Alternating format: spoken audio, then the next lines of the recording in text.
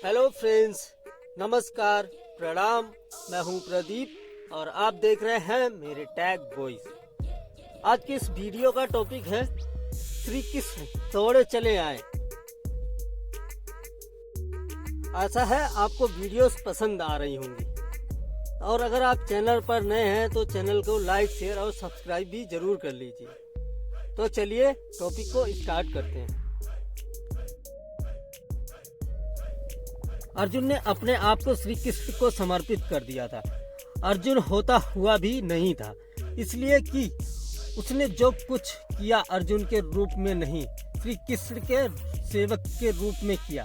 सेवक की चिंता स्वामी की चिंता बन जाती है। अर्जुन का युद्ध अपने ही पुत्र बब्रुवाहन के साथ हो गया, जिसने अर्जुन का सिर धड़ से अलग कर दिया और कृष्ण दौड़े चले आए। उनके प्रिय सखा और भक्त के प्राण जो संकट में पड़ गए थे, अश्वमेध यज्ञ का घोड़ा बब्रुवाहन ने पकड़ लिया और घोड़े की देखभाल की जिम्मेदारी अर्जुन पर थी। बब्रुवाहन ने अपनी मां चित्रांगदा को वचन दिया था कि मैं अर्जुन को युद्ध में परास्त करूंगा, क्योंकि अर्जुन चित्रांगदा से विवाह करने के बाद लौटकर नहीं आया था। और इसी बीच चित्रांगदा ने बब्रुवाहन को जन्म दिया था। चित्रांगदा अर्जुन से नाराज थी और उसने अपने पुत्र को यह तो कह दिया था कि तुमने अर्जुन को परास्त करना है, लेकिन यह नहीं बताया था कि अर्जुन ही तुम्हारा पिता है। और बब्रुवाहन मन में अर्जुन को परास्त करने का संकल्प लिए ही बड़ा हुआ। शत्रु विद्या सीखी, कामाख्या देवी से दिव्य बाण भी प्राप्त किया अर्जुन के वध के लिए। और अब बब्रुवाहन ने अश्वमेध के अश्व को पकड़ लिया तो अर्जुन से युद्ध अस्वाभावी हो गया। भीम को बब्रुवाहन ने मूर्छित कर दिया और फिर अर्जुन का और बब्रुवाहन का भीषण संग्राम हुआ। अर्जुन को परास्त कर पाना जब असंभव लगा तो बब्रुवाहन ने कामाख्या देवी से प्राप्त हुए दिव्य बाण का उपयोग कर अर्जुन का सिर धड़ से अलग कर दिया। श्री कृष्ण को पता था कि क्या होने वाला है और जो कृष्ण को पता था वही हो गया। वे द्वारिका से भागे भागे चले आए। दाऊ को कह दिया, देर हो गई तो बहुत देर हो जाएगी, जा रहा हूँ। कुंती विलाप करने लगी, भाई विलाप करने लगे।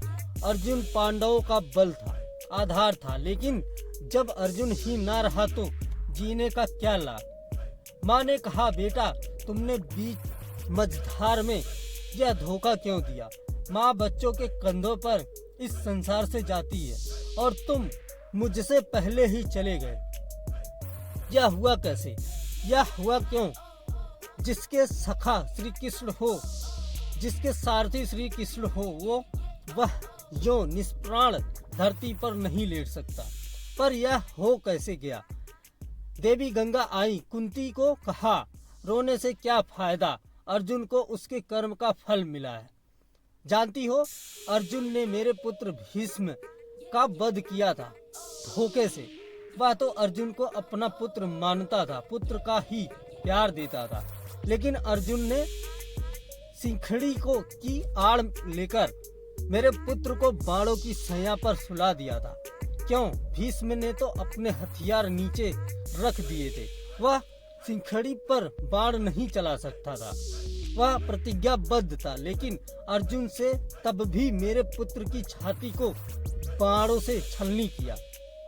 तुम्हें शायद याद नहीं, लेकिन मुझे अच्छी तरह याद है। तब मैं भी बहुत रोई थी। अब अर्जुन का सिर धड़ से अलग है। बब्रुवाहन ने जिस बाण से अर्जुन का सिर धड़ से अलग किया है, वह कामाख्या देवी माध्यम से मैंने ही दिया था। अर्जुन को परास्त कर पाना बब्रुवाहन के लिए कठिन था। आखिर उसने मेरे ही बाण का प्रयोग किया और मैंने अपना प्रतिशोध ले लिया। अब क्यों रोती हो कुंती, अर्जुन ने मेरे पुत्र का वध किया था और अब उसी के पुत्र ने उसका वध किया है। अब रोने से क्या लाभ, जैसा उसने किया वैसा ही पाया। मैंने अपना प्रतिशोध ले लिया। और प्रतिशोध शब्द भगवान श्री कृष्ण ने सुन लिया। हैरान हुए अर्जुन का सिर धड़ से अलग था और गंगा मैया भीष्म की मां अर्जुन का सिर धड़ से अलग किए जाने को अपने प्रतिशोध की पूर्ति बता रही है। श्री कृष्ण सहन नहीं कर सके। एक नजर भर अर्जुन के शरीर को, बुआ कुंती को, पांडु पुत्रों को देखा, बब्रुवाहन और चित्रांगदा को भी देखा। कहा, गंगा मैया आप किससे किससे प्रतिशोध की बात कर रही हैं? बुआ कुंती से, अर्जुन से, या फिर एक माँ से?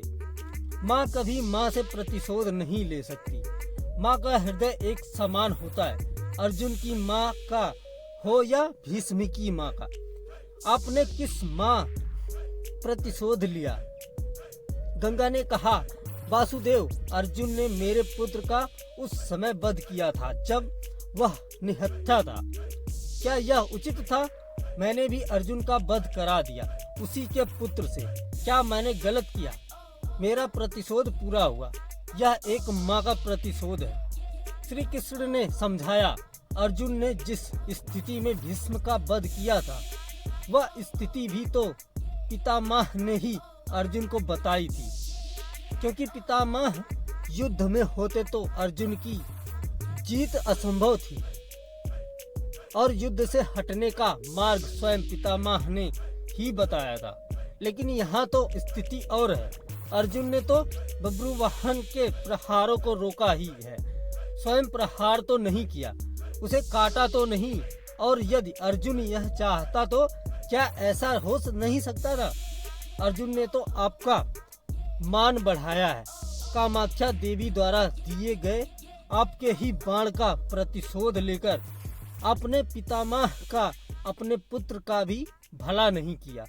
गंगा दुविधा में पड़ गई। श्री कृष्ण के तर्कों का उसके पास जवाब नहीं था। पूछा, क्या करना चाहिए? जो होना था सो हो गया, आप ही मार्ग सुझाइए। श्री कृष्ण ने कहा, आपकी प्रतिज्ञा पूरी हुई। उपाय तो किया ही जा सकता है, कोई रास्ता तो होता ही है। जो प्रतिज्ञा आपने की वह पूरी हो गई। जो प्रतिज्ञा पूरी हो गई तो अब उसे वापस भी लिया जा सकता है। यदि आप चाहें तो क्या नहीं हो सकता, कोई रास्ता तो निकाला ही जा सकता है। गंगा की समझ में बात आ गई और माँ गंगा ने अर्जुन का सिर धड़ से जोड़ने का मार्ग सुझा दिया। यह कृष्ण के तर्कों का कमाल था, जिस पर श्री कृष्ण की कृपा हो, जिसने अपने आप को श्री कृष्ण को सौंप रखा हो, अपनी चिंताएं सौंप दी हैं, अपना जीवन सौंप दिया हो, अपना सर्वस्व सौंप दिया हो, उसकी रक्षा के लिए श्री कृष्ण बिना बुलाए चले आते हैं। द्वारिका से चलने पर दाऊ ने कहा था, कान्हा, अब अर्जुन और उसके पुत्र के बीच युद्ध है, कौरवों के साथ नहीं, फिर क्यों जा रहे हो? तो कृष्ण ने कहा था, दाऊ, अर्जुन को पता नहीं कि वह जिससे युद्ध कर रहा है वह उसका पुत्र है, इसलिए अनर्थ हो जाएगा और मैं अर्जुन को अकेला नहीं छोड़ सकता। भगवान और भक्त का नाता ही ऐसा है, दोनों में दूरी नहीं होती। और जब भक्त के प्राण संकट में हो तो भगवान चुप नहीं बैठ सकते। अर्जुन का सारा भाव हो और कृष्ण दूर रहे या हो ही नहीं सकता। याद रखें, जिसे श्री कृष्ण मारना चाहे कोई बचा नहीं सकता और जिसे वह बचाना चाहे उसे कोई मार नहीं सकता। अर्जुन और श्री कृष्ण हैं ही एक, नर और नारायण।